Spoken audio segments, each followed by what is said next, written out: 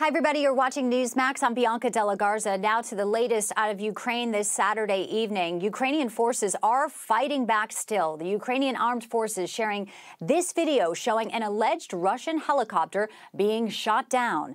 The area where it was filmed includes a base where the Russians have been running helicopter operations and has recently been under attack from the Ukrainian forces now in day 10. This all coming after strong words out of Russian President Vladimir Putin this Saturday. This was a meeting he held with female pilots where he stated that any no-fly zone over Ukraine by NATO or another third party would be considered as, quote, participation in the armed conflict, indicating a wider war. And for days, as you well know, President Zelensky has pleaded for a no-fly zone. The NATO and the U.S. have rejected it, though it is gaining some support among European allies. Now, at that same meeting this Saturday, Putin went further, saying that sanctions on Russia were also akin to a declaration of war. And he warned Ukraine it may lose its statehood if its leadership resists Russia's takeover, which it still is at this hour.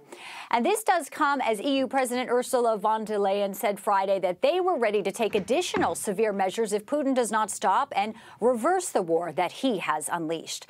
The Zelensky government again saying that Russia has reneged on its promise to keep open those 2 humanitarian corridors for evacuees of civilians, but has not held to the ceasefire, with Russian forces continuing their shelling of Mariupol. President Zelensky this Saturday also held a Zoom call with U.S. senators. He invited them to join him, and they did. In fact, this is Marco Rubio tweeting out a photo of Zelensky during that Zoom call at 9:30 Eastern Time here in the United States. And of course, we continue to have more news coming out of that call. Zelensky telling American senators that he needs more military equipment. Senator Ben Sasse of Nebraska releasing this statement after the call, saying, quote, Americans should absolutely send Ukrainians planes, helicopters, and UAVs.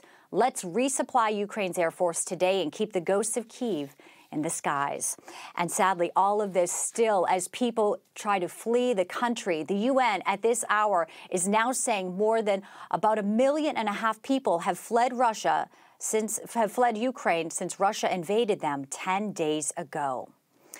Well, we do want to bring in our panel now to talk about the crisis and also Joe Biden delivering his first State of the Union earlier this week. And we will save democracy. As hard as those times have been, I'm more optimistic about America today than I've been my whole life, because I see the future that's within our grasp. And this is story number 3. Story number 3 this Saturday, the real State of the Union. And our panel joining us right now is former Associate Political Director for the Reagan White House, Jeffrey Lord, and former Trump campaign advisor, author of the book Wicked Games, Rick Gates. Gentlemen, good to have you with us this Saturday. Hello, Bianca. All right, lot to get to. First, Jeffrey, let's start with you. You know, despite Biden's optimism during the State of the Union, Americans know the facts. We have historic inflation.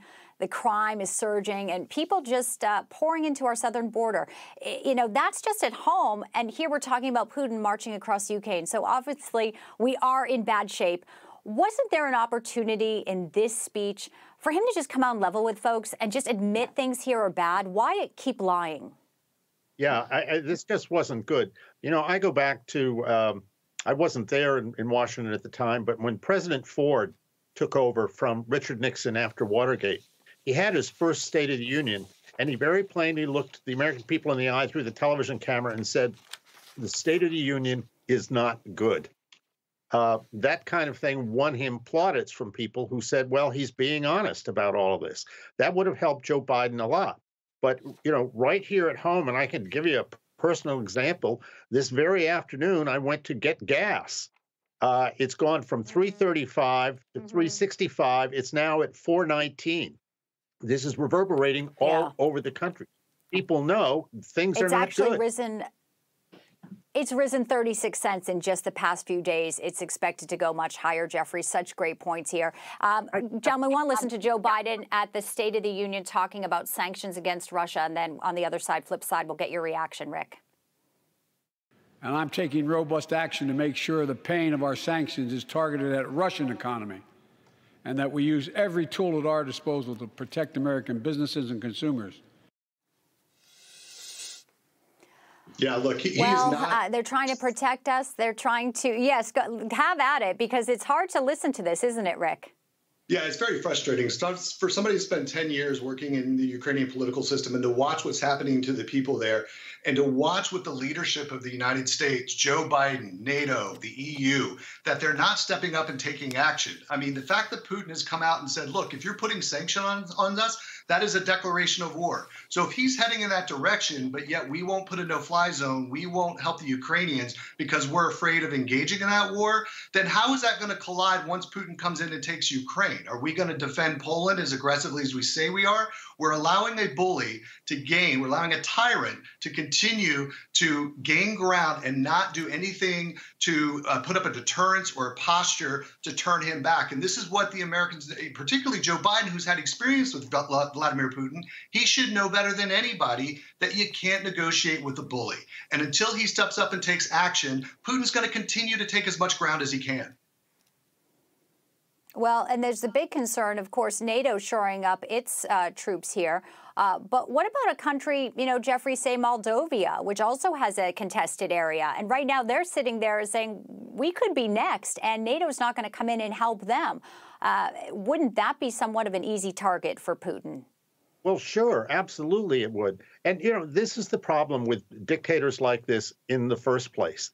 I mean, all one has to do is go back and look at all through the 1930s, and as Adolf Hitler slowly built up his strength, and then first he was going to take the Rhineland, and then it was Czechoslovakia, and then it was Austria, and the allies of the day, in particular the British with Neville Chamberlain, thought, well, we can just negotiate with them, and came back with that disgraceful performance where Chamberlain steps off a plane, waves a piece of paper in the air that has Hitler's signature on it, and says, you know, it's peace in our time.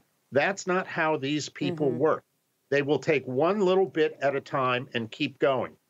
President Reagan said, when you deal with people like this, reserve the right to lie, you should always be extremely careful.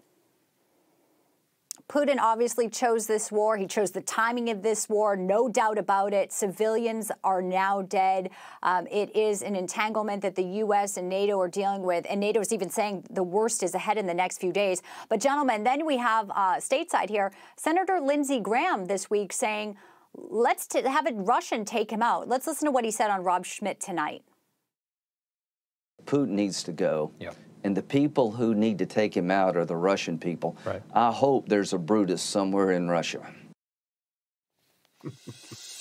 It's, you know, whether or not you feel that way, as a senator saying these types of inflammatory statements, I want to know, how does that sit with you, Rick? Look, you know, Lindsey is known for his fiery rhetoric. I'm not sure it was smart to come out and say it. Obviously, it's against U.S. law, against U.S. policy. There are plenty of people around the world that share in what he's saying and that sentiment. But is that really then arguing for, you know, our law and order, justice, the way our justice system is supposed to work? Bianca, the biggest thing that I want people to understand about this entire conflict, this is about defending democracy. This is not about Republicans or Democrats or just oil embargoes or sanctions. But if we allow Ukraine to fail and fall, we are allowing democracy to be stained across the world. Other fledgling countries that are just coming in a democratic system of governance are watching this.